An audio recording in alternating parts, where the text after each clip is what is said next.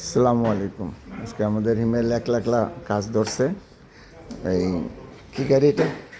Hyundai জিপের engine খুলতেছে একলা দিয়ে কতটুকু করতে পারে ইনশাল্লাহ।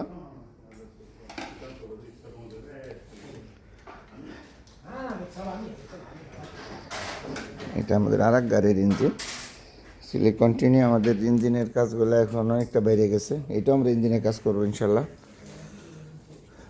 আমাদের ইসমাইল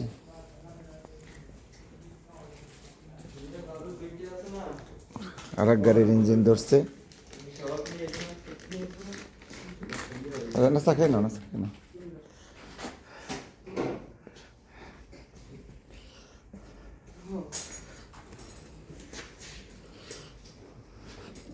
কিসে